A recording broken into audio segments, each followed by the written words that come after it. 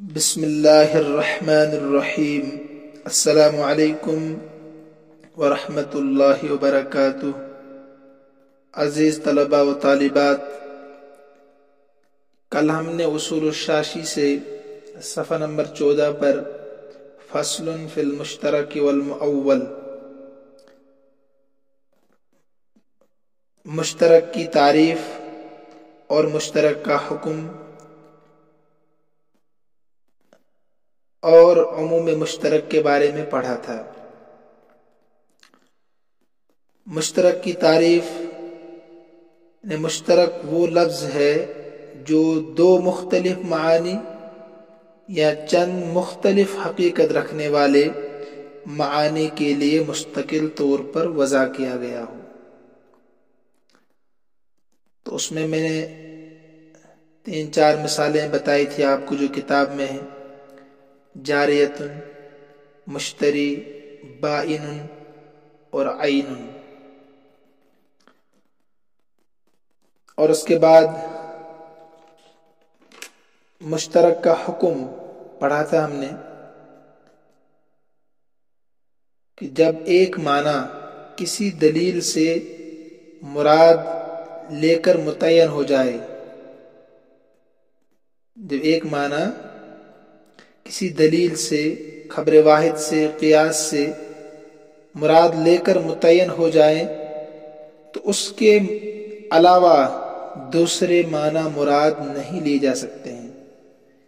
یعنی مشترک کے چند معنوں میں سے جب ایک معنی مراد لے لیا تو اب دوسرا معنی آپ مراد نہیں لے سکتے ہیں اسی وقت میں، ایک وقت میں ایک ہی معنی۔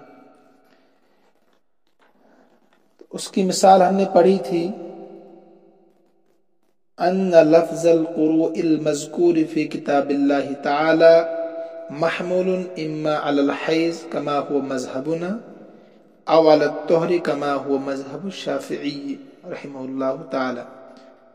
تو قروء امام شافعی رحمۃ اللہ علیہ کے نزدیک طہر پر محمول ہے، اور امام ابو حنیفہ رحمۃ اللہ علیہ کے نزدیک حیض پر مراد ہے۔ اس کے بعد ہم نے ایک مثال پڑھی تھی کہ امام ابو حنیفہ رحمۃ اللہ علیہ کے نزدیک عموم مشترک جائز نہیں ہے، عموم مشترک جائز نہیں ہے، یعنی ایک وقت میں دو معنی مراد نہیں لے سکتے ہیں۔ اور امام شافعی رحمۃ اللہ علیہ کے نزدیک عموم مشترک جائز ہے جبکہ معنی میں تضاد نہ ہو۔ تو اس کی مثال ہم نے پڑھی تھی کہ اگر کسی نے یہ وصیت کی کہ فلاں قبیلے کے موالی کے لیے 10,000 روپے ہیں، اور پھر اس کے موالی اعلیٰ بھی تھے اور موالی اسفل بھی تھے، تو امام صاحب رحمۃ اللہ علیہ کے نزدیک بلا ترجیح، بلا قرینہ، اگر وہ موسی مر گیا تو یہ وصیت ہی باطل ہو جائے گی، کیونکہ یہاں موالی اعلیٰ بھی اور موالی اسفل بھی ہے، اور موسی یعنی مرنے والے نے وصیت نہیں کی تھی، لہذا یہ وصیت باطل ہو جائے گی۔ اور امام شافعی رحمۃ اللہ علیہ کے 2 قول تھے۔ پہلا قول یہ تھا کہ اس میں موالی اعلیٰ کو بھی دیا جائے گا اور موالی اسفل کو بھی، یعنی ارشد کو بھی اور زید کو بھی مال نصف نصف دیا جائے گا۔ دوسرا قول تھا کہ توقف کیا جائے گا، یعنی کسی کو مال نہیں دیں گے یہاں تک کہ وہ آپس میں صلح کر لیں کہ کس کو کتنا دینا ہے۔ بہرحال یہ کل کی باتیں تھی، اگر آپ پھر سے سننا چاہیں تو آپ بھی سن سکتے ہیں، ویڈیو موجود ہے آپ کے پاس۔ آج کا سبق جو ہم پڑھنے جا رہے ہیں یہ بھی عموم مشترک کی ہی مثال ہے۔ امام ابو حنیفہ رحمۃ اللہ علیہ کے نزدیک پچھلی مثال کی طرح اس کو ذہن میں رکھیے کہ مشترک میں عموم جائز نہیں ہے، یعنی ایک وقت میں 2 معنی مراد نہیں لے سکتے ہیں مشترک سے، بلکہ ایک وقت میں ایک ہی معنی۔ سبق کو سمجھنے سے پہلے آپ خلاصے کے طور پر چند چیزیں سمجھیے۔ لفظ مثل جو ہے یہ مشترک ہے، جیسے جاریتن مشترک تھا پچھلی مثال میں، مشتری مشترک تھا، بائن مشترک تھا، لفظ عین بہت سارے معنی میں مشترک تھا۔ اسی طریقے سے لفظ مثل جو ہے یہ مشترک ہے۔ یہ کس میں مشترک ہے یہ سمجھنا ہے آپ کو۔ یہ مثل صوری میں اور مثل معنوی میں مشترک ہے۔ مثل صوری کس کو کہتے ہیں اور مثل معنوی کس کو کہتے ہیں؟ دیکھیے، مثل صوری کا معنی ہے جو خلقتاً اور حیاتاً مثل ہو۔ مثلا آپ نے ہرن کا شکار کیا، ہرن کا، تو ہرن کا مثل صوری ہے ہرن ہی، ہو بہو ہرن، خلقتاً اور حیاتاً۔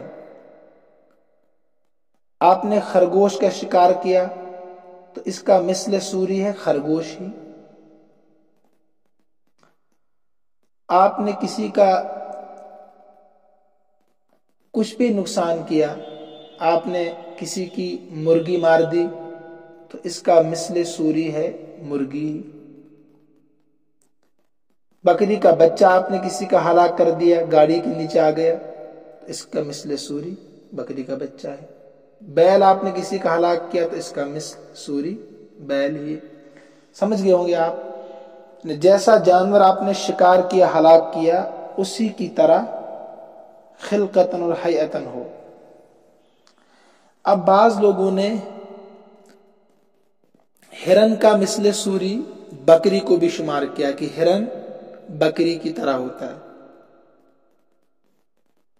ایسے خرگوش کہ اس کا مثل بکری کا بچہ جو 1 سال سے کم ہو، یہ بھی خرگوشی کی طرح ہوتا ہے، یہ الگ سی بات ہے، اس کو بھی مثل صوری میں مانتے ہیں۔ تو جو تعریف میں نے کی آپ وہی ذہن میں رکھیں۔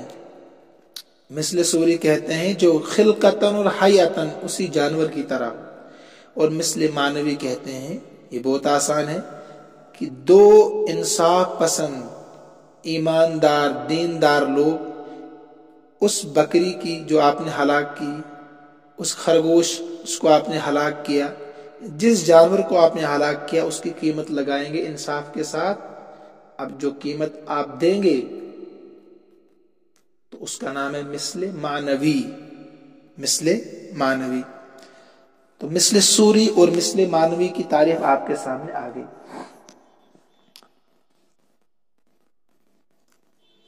اب جو آیت ہے مثل ما قتل من النعم، قرآن کریم کی آیت ہے جو آپ پڑھیں گے، وَمَنْ قَتَلَهُ مِنْكُمْ مُتَعَمِّدًا فَجَزَاءٌ مِثْلُ مَا قَتَلَ مِنَ النَّعَمِ۔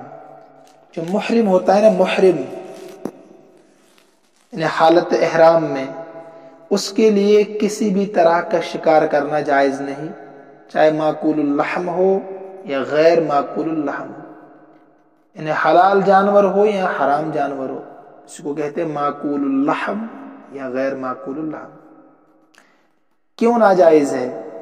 قرآن میں ہے یا ایھا الذین آمنوا لا تقتلوا الصید وانتم حرم، اے ایمان والو تم حالت احرام میں شکار نہ کرو۔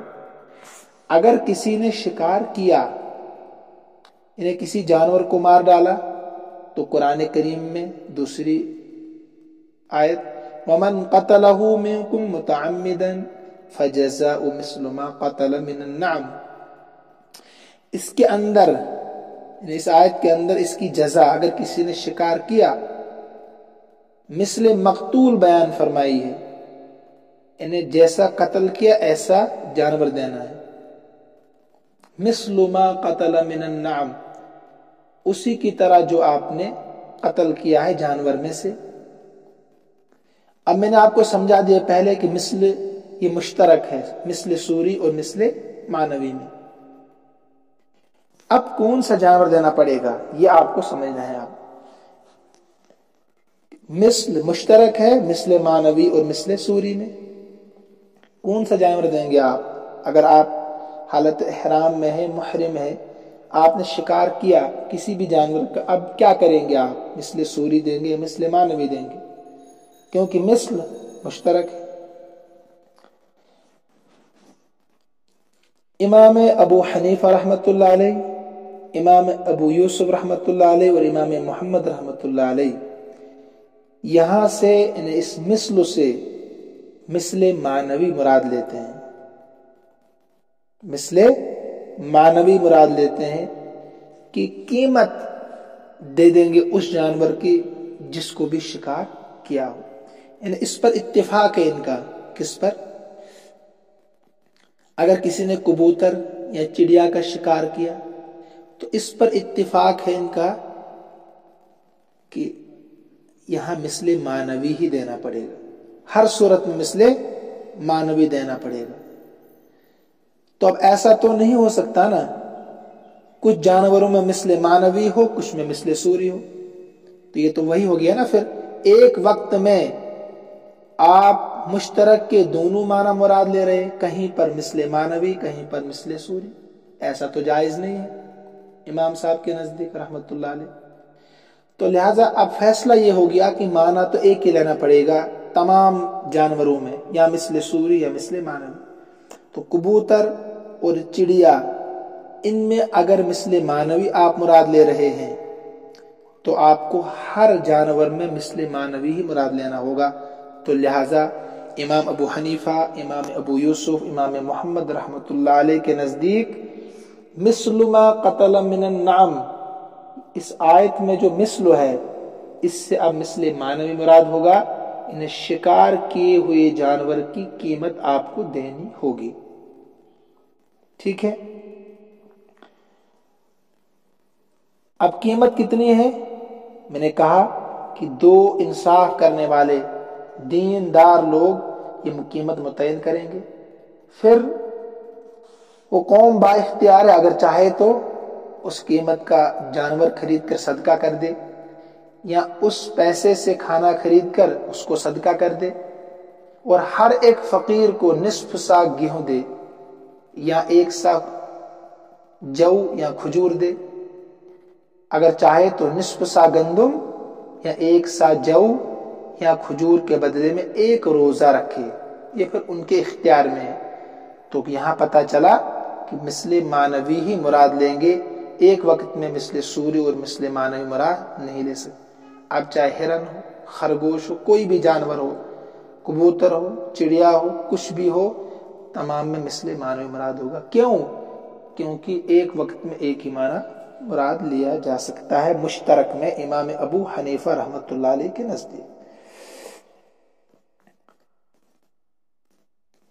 لیکن امام مالک امام شافعی اور امام محمد رحمۃ اللہ علیہ بھی ایک قول میں ان کے ساتھ ہے. وہ کہتے ہیں کہ جن جانوروں کا مثل سوری ہو تو محرم کے لیے مثل سوری ہی صدقہ کرنا ہوگا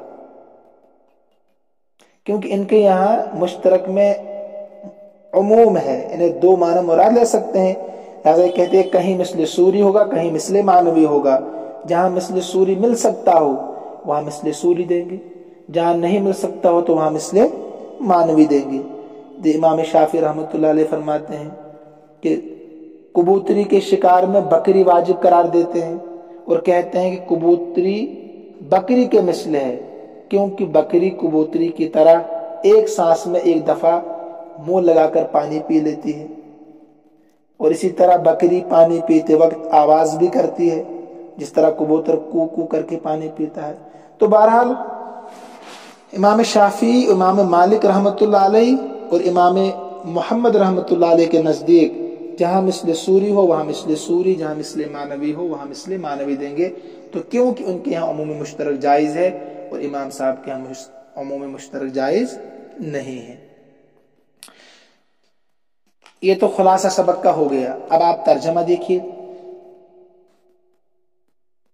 صفحہ نمبر 15 پر دیکھیے. وعلى هذا قلنا لا يجب النذير في جزاء الصيد لقوله تعالى فجزاء مثل ما قتل من النعم. اور اسی اصل پر وعلى هذا یعنی اسی قانون پر، قانون کیا ہے کہ مشترک میں امام صاحب رحمۃ اللہ علیہ کے نزدیک عموم جائز نہیں ہے، اس کو یاد رکھیے. اور اسی اصل پر ہم نے کہا قلنا ہم نے کہا لا یجب النذیر فی جزاء الصید لقوله تعالی کہ شکار کی جزا میں اللہ کے قول فجزاء مثل ما قتل من النعم کی وجہ سے نذیر کا معنی یہاں مثل سوری واجب نہ ہوگا، مثل سوری واجب نہ ہوگا، جو میں نے سمجھا دیا ابھی خلاصے میں. اس لیے کہ لفظ مثل لأن اللفظ اس لیے کہ لفظ مثل مشترک بین المثل صورتا و بین المثل معنی، مثل سوری اور مثل معنوی کے درمیان مشترک ہے. سمجھ رہے ہوں گے آپ. اور مثل معنوی وہوا اور مثل معنوی القیمت قیمت ہے، یعنی اس شکار کیے ہوئے جانور کی قیمت ہے. وقد اريد المثل من حيث المعنى بهذا النص في قتل الحمام والعصفور ونحوهما بالاتفاق. اور تحقیق کے کبوتر اور چڑیا ونحوهما، حمام ہو گیا کبوتر، عصفور چڑیا، ونحوهما کبوتر اور چڑیا اور ان جیسوں کے قتل یعنی شکار میں اس نص کی وجہ سے بالاتفاق مثل معنوی مراد لیا گیا ہے. من حیث المعنی مثل معنوی مراد لیا گیا ہے بالاتفاق. فلا یزاد المثل من حیث الصورہ، لہذا اب مثل سوری کی زیادتی نہیں کی جائے گی.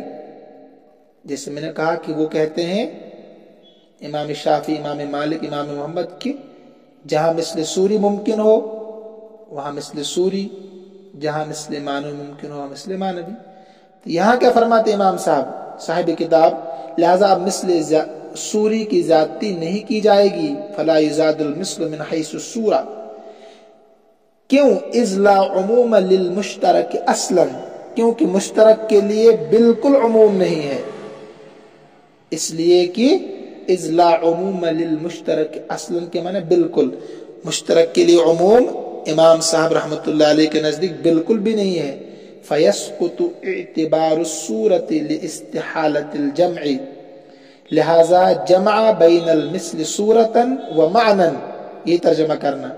لہذا استحالت الجمع میں دونوں، لہذا جمع بین المثل صورتا و معنی کے محال ہونے کی وجہ سے مثل سوری کا اعتبار ساقط ہو جائے گا. فیسقط ساقط ہو جائے گا اعتبار الصورت مثل سوری کا اعتبار لاستحالت الجمع، یعنی مثل سوری اور مثل معنوی جمع میں دونوں ہیں، مثل سوری اور مثل معنوی کے جمع کرنے کے محال ہونے کی وجہ سے، استحالہ ناممکن ہونے کی وجہ سے. اس عبارت کا ترجمہ بھی ہو گیا اور اس کا خلاصہ بھی آپ کے سامنے آ گیا ہے. اب آگے دیکھیں اذا ترجح،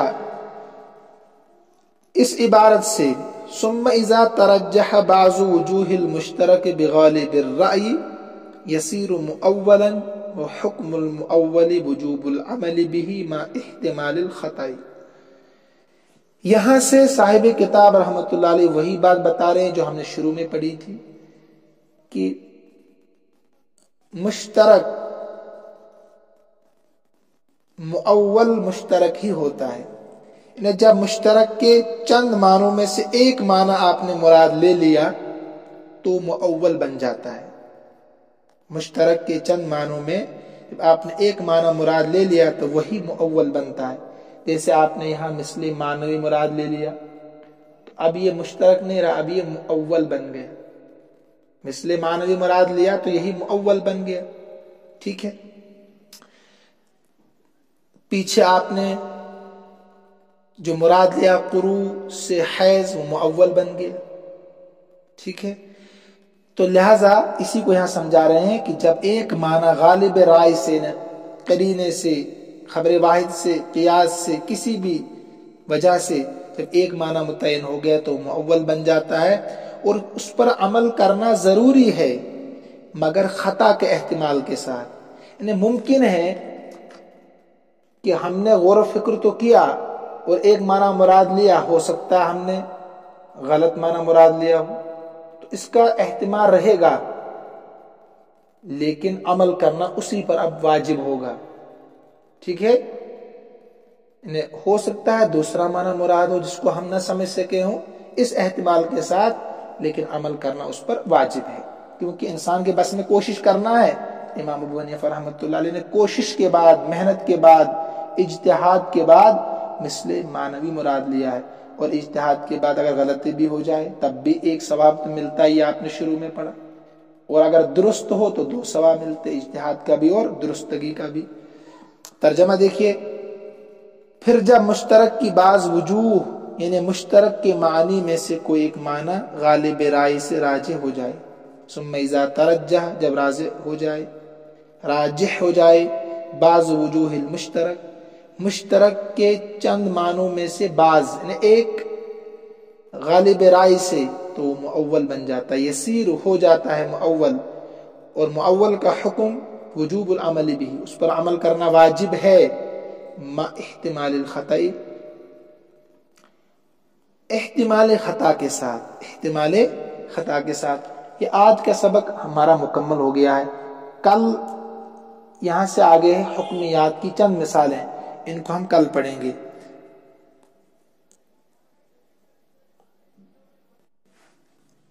دیکھیے آپ صفحہ نمبر 10 پر جو عبارت ہے فلا يزاد عليه التغریب حدا لقوله علیہ السلام البکر بالبکر جلد 100 وتغریب عامن۔ مجھے ایسا لگ رہا ہے، ہو سکتا ہے کچھ بچوں کو سمجھ میں آیا ہو، لیکن مجھے کچھ لڑکوں نے فون کر کے بھی بتایا، اور ہو سکتا ہے آپ میں سے بھی کوئی ایسا ہو کہ انہوں نے کہا کہ ہمیں یہ سمجھ میں نہیں آیا۔ یہ بہت آسان ہے، پھر سے سمجھے، کوئی بات نہیں، اگر نہیں سمجھا اچھی بات ہے کہ انہوں نے کہا، کم سے کم اس سے اور بھی فائدہ ہوگا سب کو۔ حسن السوال نصف العلم، اچھا سوال تو نصف علم کہلاتا ہے۔ ہم نے پڑھا تھا کہ مطلق، یعنی مطلق ہمارے نزدیک، یعنی امام ابو حنیفہ رحمۃ اللہ علیہ کے نزدیک بمنزلہ خاص کے، اور قطعی ہے، یعنی اس پر اسی طرح سے عمل کرنا ضروری ہے جیسے حکم ہو۔ مطلق کہتے کس کو ہے؟ جو ذات پر بلا لحاظ اوصاف دلالت کرے، بغیر وصف کے، اور مقید کہتے ہیں جو ذات پر مال وصف دلالت کرے۔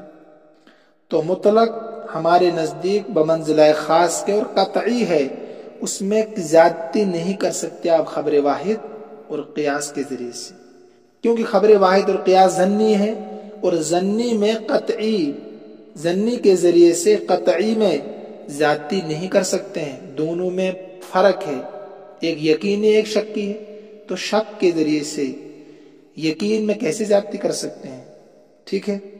اور امام شافعی رحمۃ اللہ علیہ کے نزدیک مطلق بھی ظنی ہے، شکی ہے، اور خبر واحد اور قیاس بھی ظنی ہے، شکی ہے، لہذا درجے میں برابر ہے، تو ظنی چیز سے ظنی میں کمی زیادتی کر سکتے ہیں، کھلی ہوئی بات ہے۔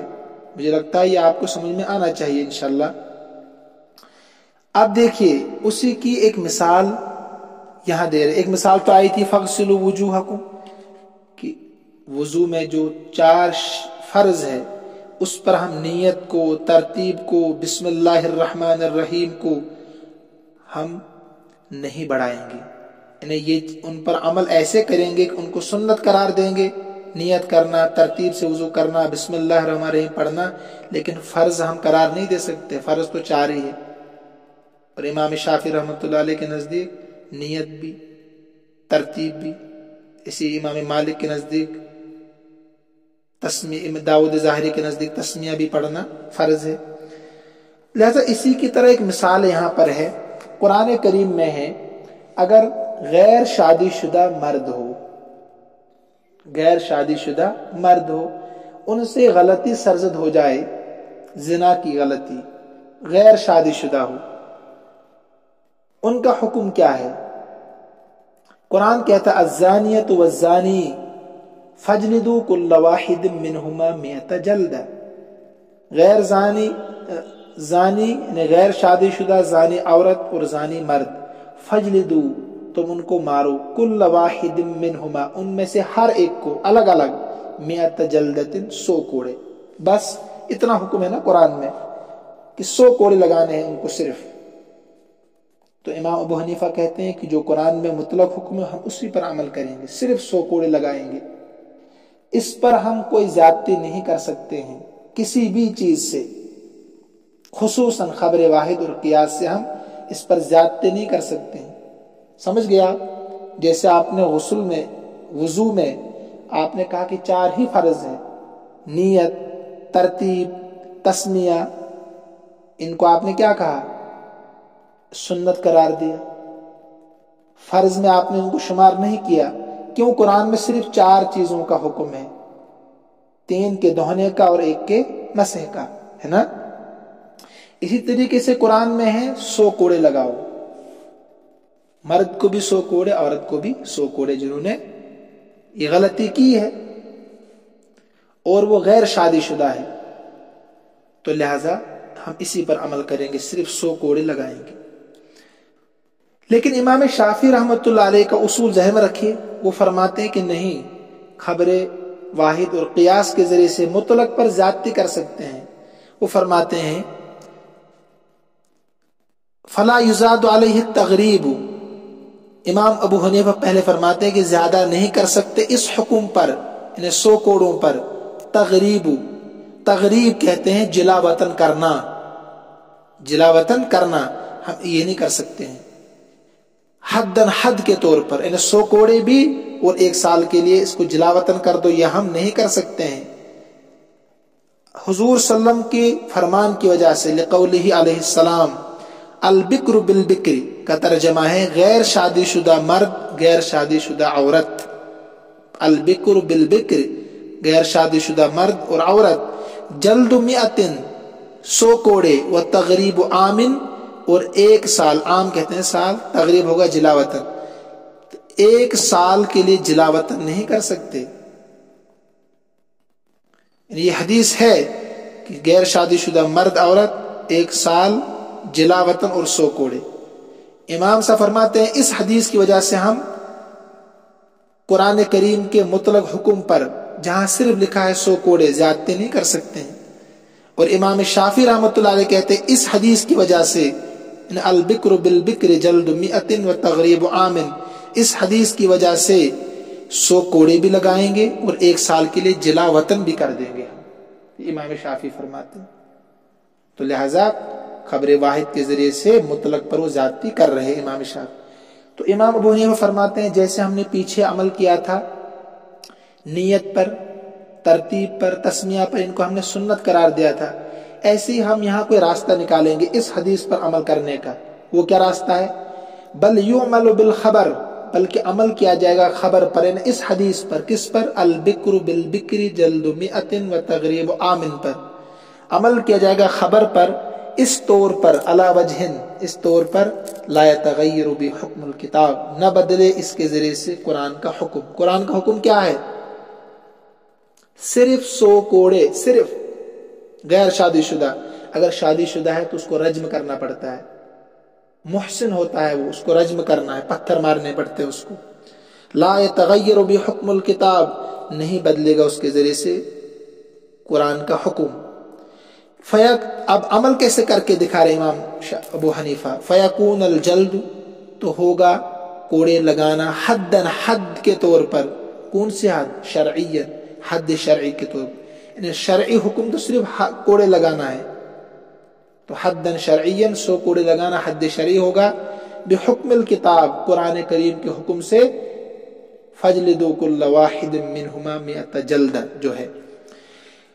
اور اس حدیث پر جس کو امام شافعی لا رہے ہیں، والتغریب اور جلا وطن کرنا، مشروعا سیاستاً یہ جائز ہے، یعنی کر سکتے ہیں، مشروعاً کا ترجمہ یہ جائز ہے لیکن سیاسی طور پر، بحکم الخبر حدیث کی وجہ سے۔ کیا مطلب کہ اگر قاضی مناسب سمجھے گا، حاکم وقت مناسب سمجھے گا تو اس کو 100 کوڑے لگانے کے بعد جلا وطن بھی کر سکتا ہے، ملک سے نکال سکتا ہے، اپنے ملک سے کہیں جنگل میں رہے گا، کسی دوسرے ملک میں چلا جائے گا، یعنی ہندوستان سے نکال کر وہ کہیں بنگلہ دیش جائے گا، کسی اور ملک میں چلا جائے گا، اس کو کہتے ہیں جلا وطن کرنا۔ مثلا ایک آدمی ہٹا کٹا ہے، اس کو 100 کوڑے لگائے قاضی نے، دیکھا وہ پھر بھی ہٹا کٹا ہے، وہ کل پھر گناہ کر سکتا ہے، تو 200 کوڑے تو نہیں لگا سکتا کیونکہ قرآن کے خلاف ہوگا، تو 100 کوڑے ہی لگانا ہے، اس پر پھر بھی کوئی اثر نہیں ہوا، اچھا تندرست ہے، تو اب قاضی نے سوچا کہ اس کو سزا اور دینی چاہیے، کہا کہ اس کو جلا وطن کر دو، اپنے ملک سے نکال دو اس کو، یہ ہے تغریب و عام۔ اب بیچارہ پہلے سے کمزور ہے، 100 کوڑے سے مرنے والا ہے، تو قاضی کہے گا اس کو رہنے دو، اس کے لیے اتنی سزا کافی۔ تو میں نے وہاں بتایا تھا کہ حضرت عمر فاروق رضی اللہ تعالیٰ عنہ نے ایک شخص کو شہر بدر کر دیا تھا، وہ روم میں چلا گیا، ہرقل بادشاہ سے مل کر وہ نصرانی بن گیا تھا۔ حضرت عمر فاروق رضی اللہ تعالیٰ نے فرمایا کہ آج کے بعد میں کسی کو تغریب و عام میں 100 کوڑے لگانے کے بعد جلا وطن نہیں کروں گا 1 سال کے لیے۔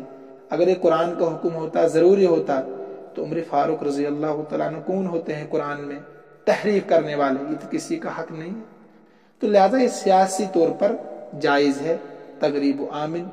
تو مجھے امید ہے آج سبق سمجھ میں آیا ہوگا، خاص کر یہ والا، اور پچھلا سبق بھی اگر آپ کو نہیں آیا ہوگا آج بھی، تو انشاءاللہ میں مزید پھر کوشش کروں گا، اللہ سے دعا بھی کروں گا اللہ آپ کو سمجھائے، اور آپ بھی دعا کریں، انشاءاللہ ضرور آپ کو سمجھ میں آئے گا۔ اللہ ہم سب کا حامی و ناصر ہو۔